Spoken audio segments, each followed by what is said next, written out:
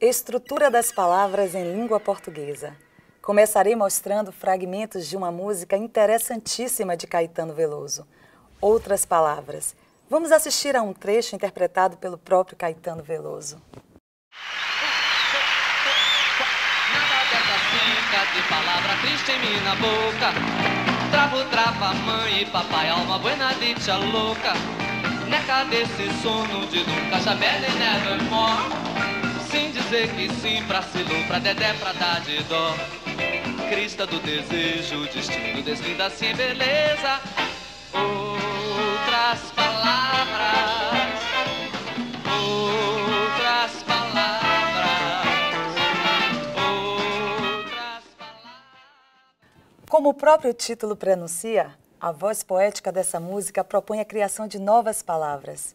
No verso inicial, nada dessa cica de palavras em minha boca, o sujeito poético nega-se a utilizar expressões amargas. Cica significa sabor amargo, próprio de frutas como o caju. E no final dessa melodia, ele simplesmente liberta-se de discursos prontos, inventando novas palavras. Vejamos algumas de suas criações. Oraxé, palavras, drizoquê, crise espacial, projeitinho, imanso, ciú mortivida, vida vide, ô menina, neo paraís de feliz cidadania. Ele termina fazendo um convite para reinventarmos nossas linguagens, nossos discursos. Vamos analisar a palavra feliz cidadania. É a aglutinação de felicidade e cidadania. Outra palavra que nos chama a atenção é projeitinho, projeto e jeitinho. As invenções de Caetano Veloso só foram possíveis por causa dos elementos significativos mínimos que participam da formação da palavra em língua portuguesa. Inhum, por exemplo, significa diminutivo. Essas unidades mínimas significativas são denominadas morfemas. Uma palavra pode ter apenas um morfema, como por exemplo, mar, ou mais de um morfema, como por exemplo, vidrinho. Mas atenção, separar uma palavra em seus morfemas é bem diferente da divisão silábica. Observe a palavra filhinho. Dividida de forma silábica, temos aqui fi, lin, nho. Mas essa mesma palavra dividida por morfemas, temos então fili até o H, in até o H e o. Fili significa descendência, o in significa diminutivo e o o significa gênero masculino. Cada unidade mínima, ou seja, cada morfema, tem sempre algum significado.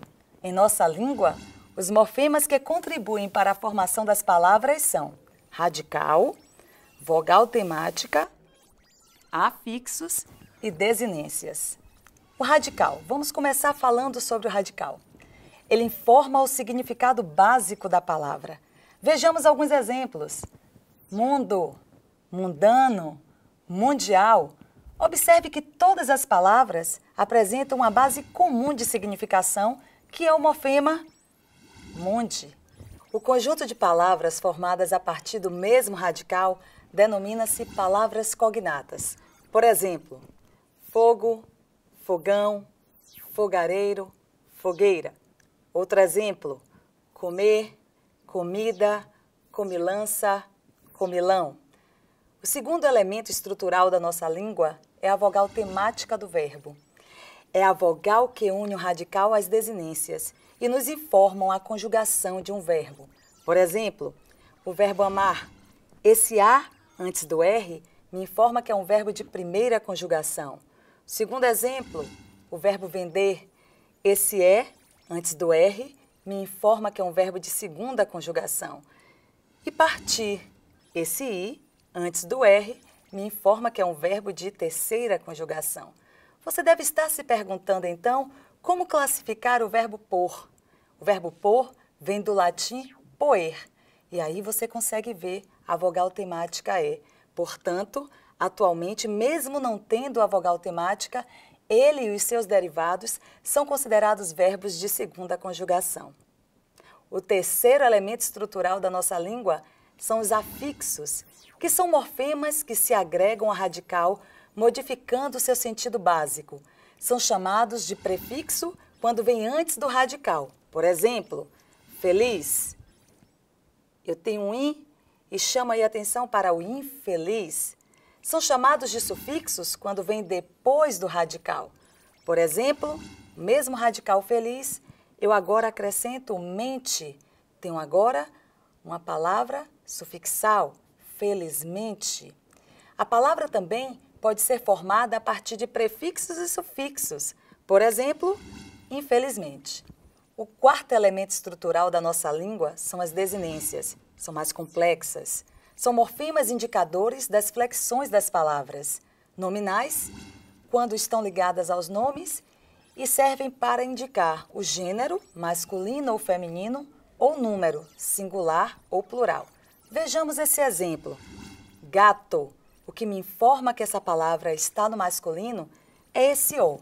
Mas se tirarmos esse O e acrescentarmos um A, eu tenho aqui agora o gênero feminino. Logo, o O e o A são desinências de gênero. Agora, se eu pego a mesma palavra, gato, e acrescento um S, o que me informa que está no plural é esse S. Portanto, uma desinência de número. E como eu faço, então, para informar o singular? Na verdade, eu não utilizo nenhum S, nenhum elemento. Assim, em língua portuguesa, o que me informa o singular é a ausência de qualquer elemento.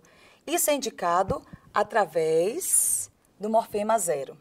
Exemplo, gato, gata. As desinências verbais indicam a pessoa, o número, o tempo e o modo dos verbos. Observe esse exemplo. Venderemos. Até o D tem um radical, que traz o significado básico dessa palavra. Esse é me informa que é um verbo de segunda conjugação. Esse ré me informa, então, que é um verbo no futuro do presente do indicativo.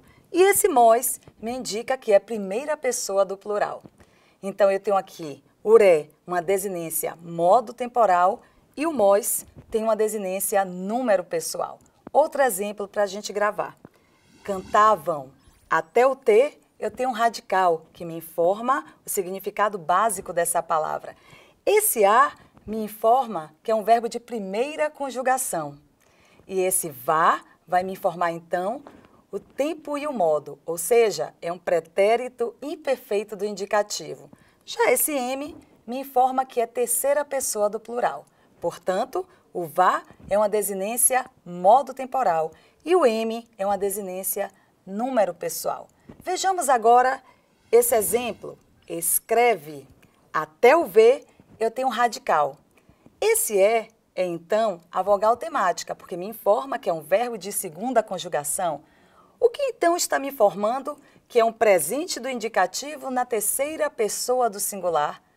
Não tenho nada, não tenho nenhum elemento.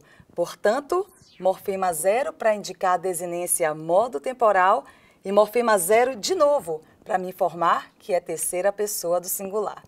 Por fim, vale lembrar as consoantes e vogais de ligação, considerados elementos estruturais secundários, pois não apresentam significação. Servem para acomodar a pronúncia, quando em um ponto de contato entre dois morfemas há algo sonoramente desagradável. Por exemplo, tente inserir o sufixo eira após o radical chá, ficaria chaeira. Estranho, não é? Portanto, existe aí uma consoante de ligação para adequar a pronúncia. Dizemos então, chaleira. A mesma situação acontece com café, cultura. Para que a pronúncia se acomode, inserimos então uma vogal de ligação e dizemos cafeicultura. Percebeu então o potencial de criação da língua portuguesa? A partir de tudo que você aprendeu sobre as unidades mínimas significativas de sua língua, faça como Caetano Veloso, brinque de criar palavras.